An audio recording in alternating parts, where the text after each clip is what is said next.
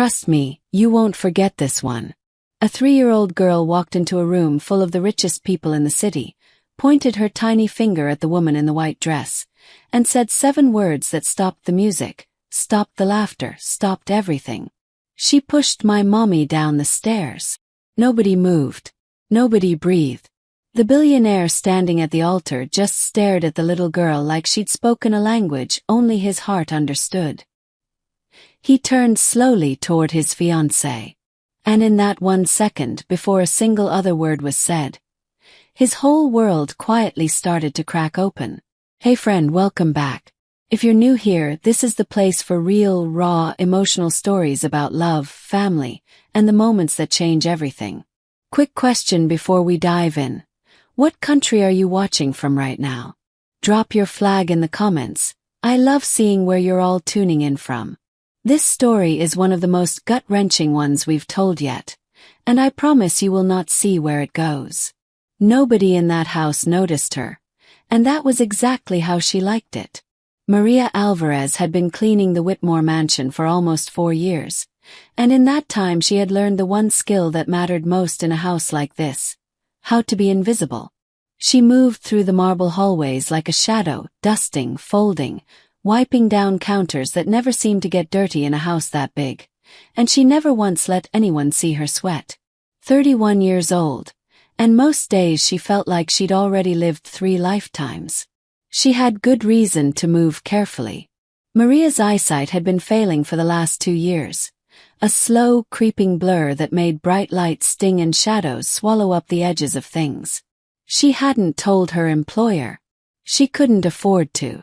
The glasses she wore were 3 prescriptions behind what she actually needed, bought second-hand from a flea market table in Queens, and she'd learned to memorize the house instead of trusting her eyes. 12 steps from the kitchen to the pantry, 8 from the laundry room to the back stairs. She knew the Whitmore mansion better with her feet than most people knew it with their eyes. But none of that mattered when she looked at her daughter. Lily was 3 years old, with a gap-toothed smile and a laugh that could turn Maria's whole day around in half a second. She had her father's dark curls, a father who had disappeared before Lily ever took her first steps, and Maria's own stubborn chin. Lily didn't know they were poor. She didn't know her mother worked 6 days a week for a family that barely looked at her. To Lily, the Whitmore mansion was a castle, and her mommy was the queen who kept it clean and sparkling. She'd trail behind Maria some afternoons, when the nanny had errands and there was nowhere else for her to be, humming little songs and touching the silk curtains like they were made of stardust. Maria worked hard to keep it that way.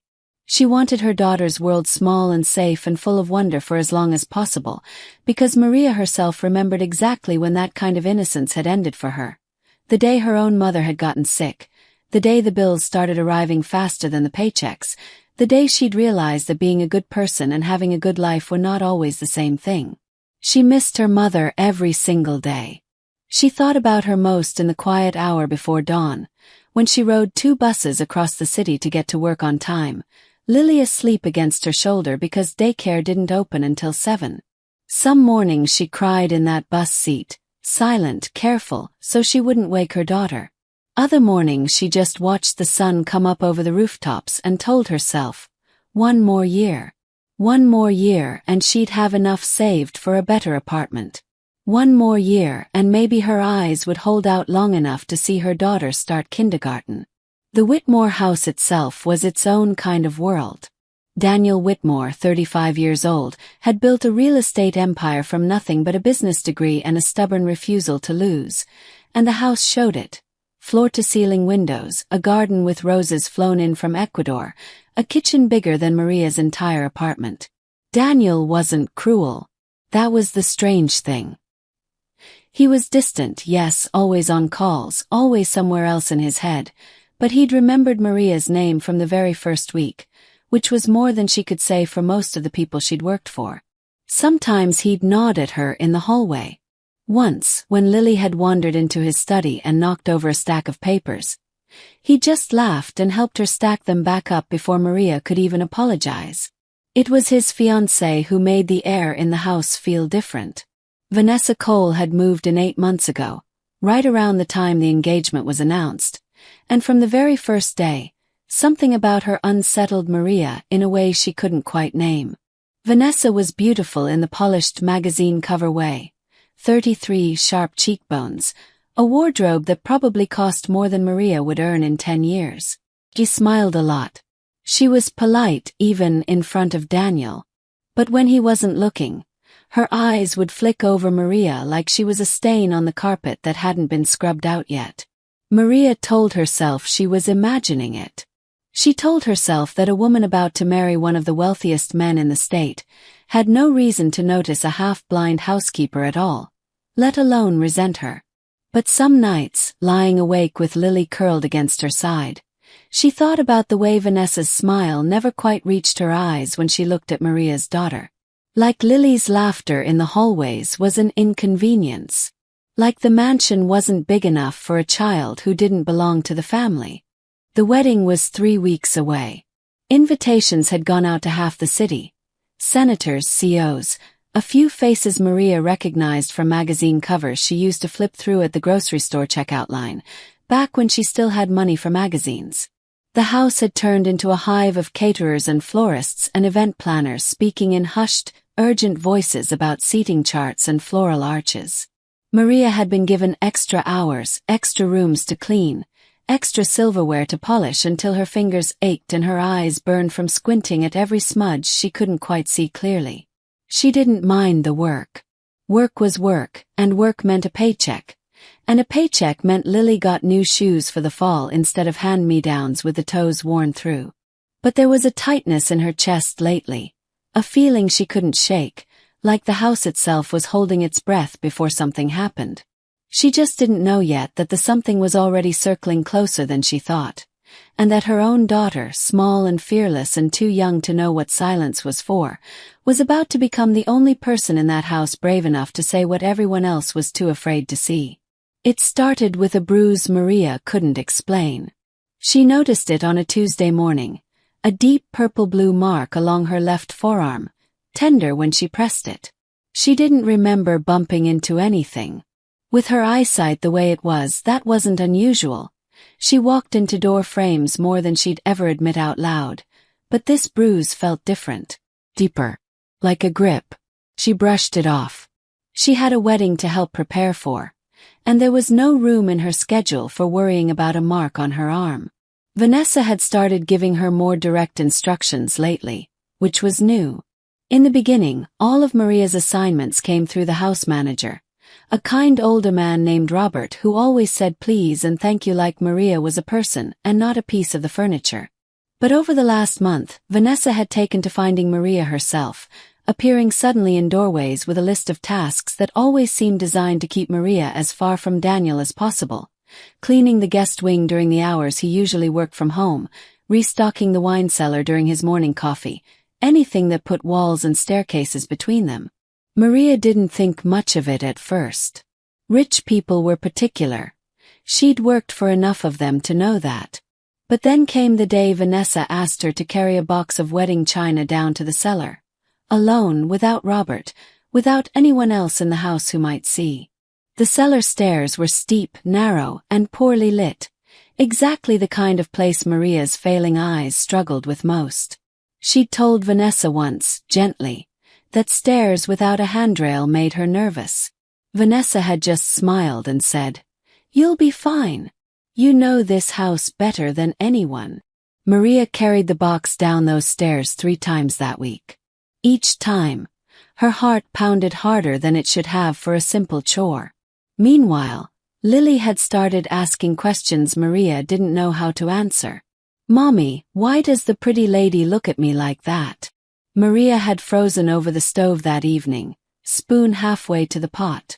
"Look at you like what, baby?" Lily had shrugged, the universal 3-year-old gesture for something too big for words. "Like she doesn't like me being here." Maria had knelt down and pulled her daughter into a hug, told her she was imagining things, that everyone loved having her around. But that night, after Lily fell asleep, Maria lay awake staring at the water-stained ceiling of their apartment, turning the words over and over. Kids notice things. Kids noticed things adults had trained themselves not to see. The tension in the house kept climbing as the wedding drew closer. Daniel seemed to sense something was off too, though he couldn't have said what. He'd taken to working even longer hours, coming home distracted, sometimes forgetting entirely that there were caterers and florists filling his home with noise and color. Maria caught him once, late at night, standing at the window of his study with a drink he wasn't drinking, staring out at the dark garden like he was trying to solve a puzzle with no pieces. She almost said something to him. She almost told him about the bruise, about the cellar stairs, about the strange chill that settled over her whenever Vanessa's eyes landed on Lily. But who was she to say anything? A maid, half-blind, barely holding her own life together, accusing the woman about to become the lady of the house? She'd lose her job in a heartbeat. And then what would happen to Lily? No new shoes. No apartment upgrade. No future at all, if Maria let her fear speak louder than her paycheck. So she stayed quiet. She kept her head down, did her work, and told herself that in 3 weeks, once the wedding was over and Vanessa had what she wanted, the tension would ease. Married women didn't need to prove anything anymore. That's what Maria told herself anyway, on the nights she needed something to believe. But then came the day of the final dress fitting. The house was packed with people. A photographer documenting the getting ready moments for some bridal magazine, 2 assistants steaming gowns, Robert directing traffic with his usual calm efficiency.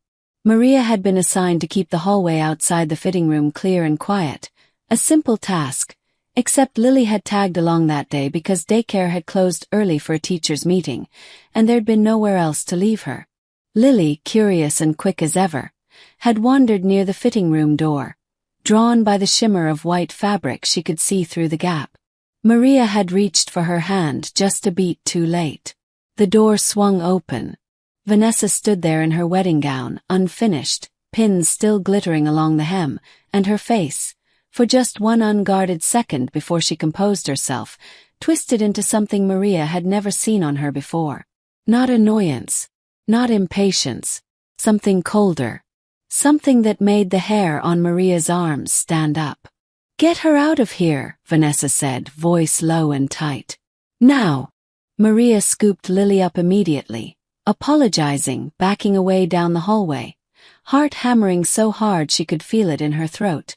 Lily, confused, looked back over her mother's shoulder at the woman in white. "Mommy," she whispered, "why does she look so mad all the time?" Maria didn't have an answer. She just held her daughter tighter and carried her toward the stairs, toward the quiet safety of the laundry room where they could wait out the rest of the day unseen. She didn't know, as she climbed those familiar steps with her half-blurred vision and her daughter on her hip, that the coldest moment of her life was still 3 days away, and that when it came, it would happen in front of everyone. And then, everything changed in a single moment. The morning of the wedding rehearsal dinner, the house looked like something out of a dream. String lights wound through the garden trees, a string quartet tuned their instruments on the terrace, and long tables draped in ivory linen stretched across the lawn, set for 200 guests.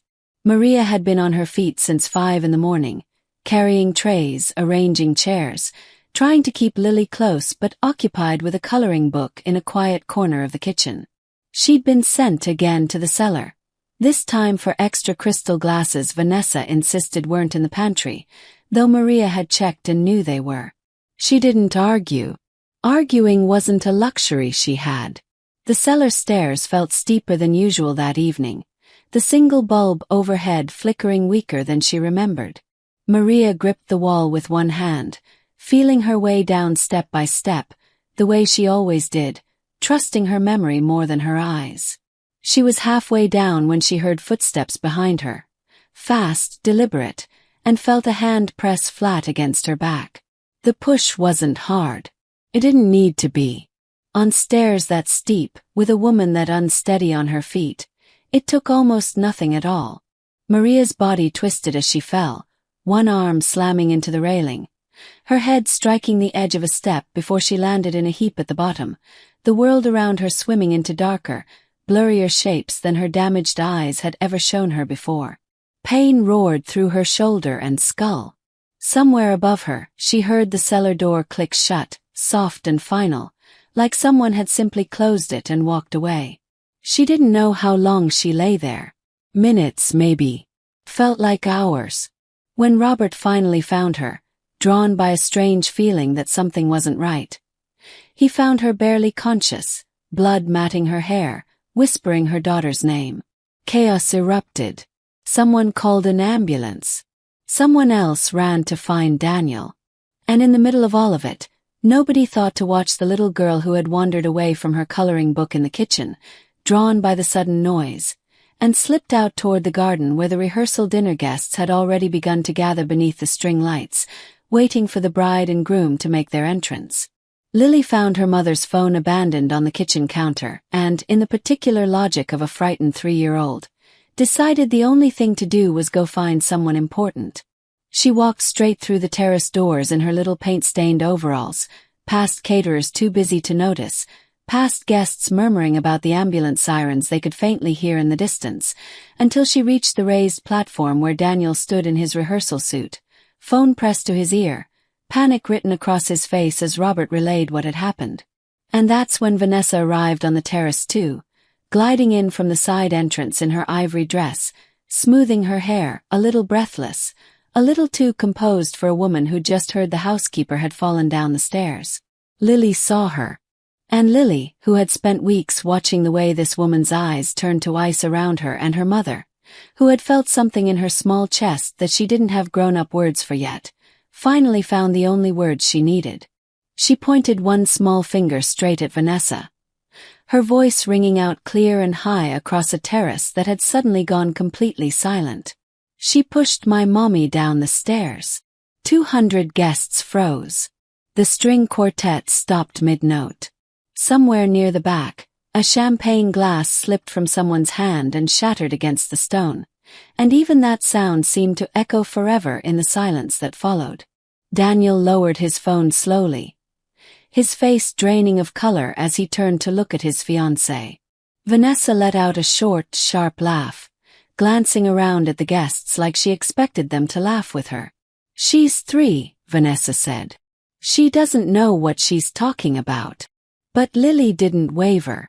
She stood her ground in her little paint-stained overalls, chin lifted, eyes locked on the woman in white.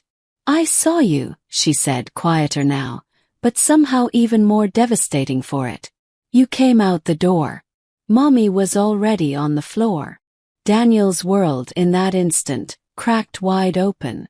Every quiet unease he'd felt over the last few months, the strange tension whenever Maria was mentioned, the way Vanessa always seemed to know exactly where the housekeeper would be and when, the odd chill that had settled over his own home in the last several weeks without him ever being able to name why, slammed into him all at once, arranging itself into a shape he suddenly, horribly understood. He didn't say a word to Vanessa. He turned and ran for the house, Robert already ahead of him, guests parting like water as he sprinted past the terrace doors, down the hallway, toward the cellar where paramedics were already lifting Maria onto a stretcher, her face pale, her eyes barely open, one hand reaching weakly for a daughter who wasn't even in the room. Daniel reached her side just as they wheeled her toward the front door.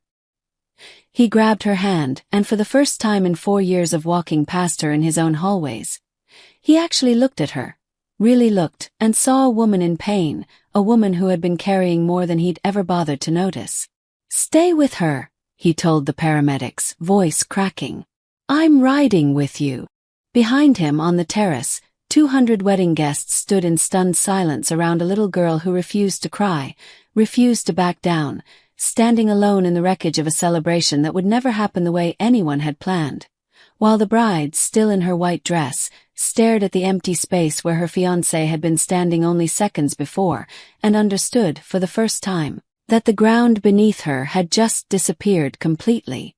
The hospital hallway smelled like antiseptic and fear, and Daniel Whitmore had never felt so useless in his entire life. He sat in a plastic chair outside Maria's room, still in his rehearsal dinner suit, tie loosened, hands pressed together like a man praying though he hadn't prayed in years. Lily sat beside him, curled into Robert's side, clutching a stuffed rabbit one of the nurses had found for her. She hadn't cried once, not through the ambulance ride, not through the waiting, and something about that steadiness unsettled Daniel more than tears would have. This little girl had spoken up in front of 200 people without flinching. He was 35 years old and he could barely find the courage to look at his own reflection right now. The doctor came out an hour later with news that was both a relief and a warning. Maria had a concussion, a fractured wrist, and bruising along her ribs, but she would recover. The fall could have been so much worse. Daniel felt the words land like a verdict on his own conscience. Could have been so much worse, and it almost was in his house under his roof, because of the woman he was supposed to marry in 6 days. When he was finally allowed into her room, Maria was awake, propped against the pillows, her face pale beneath a bandage at her hairline. She looked smaller than he'd ever noticed before, and it struck him with a fresh wave of shame that he'd walked past this woman for 4 years and never once really seen her. "Mr. Whitmore," she started, voice hoarse, already trying to apologize, already worried. He could see it plainly, about her job, about the cost of the ambulance, about anything except herself. "Don't," he said quietly, pulling a chair to her bedside. "Please, just don't apologize to me. Not after what happened to you in my house." Maria's eyes filled, and for the first time since he'd known her, she let herself cry in front of him. 4 years of exhaustion, of invisible labor, of buses before sunrise and bruises she'd learned to explain away, of loving her daughter fiercely while quietly falling apart at the edges. It all came out in that hospital room, and Daniel sat and listened to every word without interrupting once. "I felt the hand on my back," Maria whispered. "I know I did. I'm not confused. I know what I felt." "I believe you," Daniel said, and meant it completely. The secondary blow came the next morning, when Robert brought Daniel the mansion's security footage from the cellar hallway. Grainy, poorly angled, but unmistakable. Vanessa, in her rehearsal dinner dress, stepping into frame behind Maria on the stairs. The brief press of her hand. A fall. The door closing softly behind her as she walked away without a backward glance. Daniel watched it twice, then a third time, his jaw tight, his stomach twisting with a kind of grief he hadn't expected. Not grief for the wedding that wouldn't happen, but grief for the 4 years he'd spent building a life with someone who could do this and still smile at breakfast the next morning. He thought about every gala, every quiet dinner, every moment he believed he was building something real with Vanessa, and felt the whole thing curdle in his memory like milk left too long in the sun. He called his lawyer before he called the police, then called the police right after, because some decisions, once you saw clearly, didn't need a second thought. Vanessa didn't deny it, not really. Not once the footage was laid out in front of her. Instead, she raged, about the housekeeper who didn't know her place, about a marriage she'd planned down to the flowers being taken from her over an accident, about a 3-year-old who had ruined the biggest night of her life with a lie that turned out, infuriatingly, not to be a lie at all. Daniel watched the woman he'd almost married unravel in his living room, and felt strangely calm, like watching a storm pass over from somewhere safe and dry. The wedding, of course, was cancelled. The 200 guests who'd stood frozen on that terrace received a short, honest message the next day, and most of them, Daniel later learned, weren't even surprised. Several admitted they'd noticed something cold in Vanessa long before Lily ever said a word. But it was Maria, recovering in that hospital bed with a cast on her wrist and a bandage on her head, who faced the harder decision. Because even with Vanessa gone, even with the truth laid bare, Maria knew that speaking up, that letting her daughter's words matter, might still cost her the only job that had kept a roof over their heads for 4 years. Rich men forgave rich women's crimes more often than they protected the people who cleaned up after them. She'd seen it happen before, in other houses, to other women who looked like her. So when Daniel sat beside her bed that second evening and said quietly, "I want to help you see again, properly with real doctors, whatever it takes," Maria almost laughed at the strangeness of it, the absurdity of hope showing up dressed as guilt. "You don't owe me anything," she told him. "I know," Daniel said. I'm not doing it because I owe you. I'm doing it because for 4 years I didn't see you at all, and I don't want to be that man anymore. Maria didn't know, lying in that hospital bed with her daughter finally asleep in the chair beside her, whether to trust a promise from a man whose whole world had just fallen apart in one terrible night. But something in his voice, steady and certain in a way she hadn't heard from him before, made her let herself believe, just a little, that maybe this wasn't the end of the story. That maybe, for the first time in a long time, something good was actually about to begin. The morning of Maria's first real eye surgery, Lily wouldn't stop talking.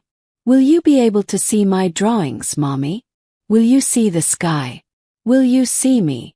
She bounced on the hospital waiting room chair, swinging her legs, oblivious to the fact that her mother's hands were trembling not from fear of the surgery itself, but from the sheer disbelief that this was actually happening. That after 2 years of blurred edges and memorized footsteps, a real specialist, paid for in full, was finally going to fix what years of exhaustion and poverty had never let her afford to fix. Daniel had kept his word. Not loudly, not with cameras or announcements, but steadily. The way a person keeps a promise when they've finally understood what it means to actually see someone else's life. He'd covered the surgery, found Maria and Lily a small, sunlit apartment closer to a good school, and quietly moved Robert into the role of estate manager with instructions that no one in that house would ever again be invisible on his watch. He hadn't done it out of guilt alone, though guilt had opened the door. He'd done it because in the wreckage of a cancelled wedding, he'd found something he hadn't expected. A strange, growing respect for a woman who had carried an entire life on her shoulders without ever once asking anyone to notice. The surgery went well. 3 days later, when the bandages came off in a quiet clinic room, Maria blinked against the light, and the world arrived in a way it hadn't in years. Sharp-edged, clear, almost too vivid to process all at once. The nurse's name tag. The pattern on the curtain. And then when she turned, her daughter's face, fully in focus for what felt like the first time in Lily's whole life. Maria didn't say anything at first. She just looked, really looked, at the gap in Lily's front teeth, the flecks of gold in her brown eyes, the little scar above her eyebrow from a tumble off a swing set 2 summers ago that Maria had felt more than seen. She'd loved this face with her whole heart for 3 years through a haze of blur and guesswork. And now, finally, she got to actually see it. "You're so beautiful," Maria whispered, and Lily, delighted and a little confused by the tears streaming down her mother's face, just climbed straight into her lap and declared, "I know, Mommy. I've been telling you." The moment that stayed with Daniel longest, though, came a few weeks later, on an ordinary Tuesday afternoon, when he stopped by the new apartment to drop off some paperwork and found Lily sitting cross-legged on the floor, carefully drawing a picture with a box of crayons that still had all its colors. She held it up to him with the fierce pride only a 3-year-old can manage. It was a picture of 3 people standing under a bright yellow sun, a woman with dark hair, a little girl with a gap-toothed smile, and off to the side, smaller, almost hesitant, a man in a suit. "That's you," Lily informed him, pointing at the smallest figure. "You're standing a little far away because you're still learning how to be close to people. But you're getting better." Daniel laughed, a real laugh, the kind that came from somewhere deep and surprised even him, and Maria, watching from the kitchen doorway with her newly clear eyes, thought that her daughter had a way of seeing the truth of things that most grown adults spent their whole lives avoiding. Over the following months, something quiet and unhurried grew between Daniel and Maria. Not the whirlwind magazine cover romance he'd once planned with Vanessa, but something steadier, built on 4 years of him finally paying attention and a lifetime of her finally being seen. He didn't rush it. Neither did she. But on the evenings he came by just to sit at their kitchen table and listen to Lily's stories about kindergarten, Maria found herself thinking that this ordinary, unglamorous, deeply real kind of care, was worth more than any ballroom full of string lights ever could be. The final twist came almost a year later, at a small courthouse hearing where Vanessa's case was finally settled. Maria sat in the gallery, Daniel beside her, and watched the woman who had once looked at her like a stain on the carpet finally face the consequences of a cruelty she'd never expected to be caught for. Not by security cameras, not by lawyers, but by the plain, fearless honesty of a 3-year-old who simply couldn't understand why grown-ups thought silence was something you owed to people who hurt you. Walking out of that courthouse into the spring sunlight, Maria held her daughter's hand and thought about everything that blurry, frightening year had taught her. That the people who see us most clearly aren't always the ones with perfect eyesight, and that sometimes the smallest, most powerless-looking person in the room is carrying the truth everyone else is too afraid to speak. To everyone watching this story tonight, if you've ever felt invisible, if you've ever carried more than anyone around you seemed to notice, I hope you remember Maria's story. Being unseen for a while doesn't mean you'll be unseen forever. Sometimes the truth just needs one brave, small voice willing to say it out loud. Thank you for staying with this story all the way to the end. Stories like Maria's remind us that kindness and courage often come from the smallest places. And that's a lesson worth carrying with you long after the video ends. If this story touched your heart the way it touched ours while we told it, do us a favor and hit that like button. It really does mean the world to this little channel. If you want more real, emotional stories like Maria's every single week, go ahead and hit subscribe because we're just getting started and we'd love to have you along for the ride. Tell us in the comments, what part of this story hit you hardest? We read every single one, and we'd genuinely love to hear from you. And if you know someone who needs a reminder that the truth always finds its way to the light, go ahead and send this story their way. Thanks for spending this time with us today. We'll see you in the next story.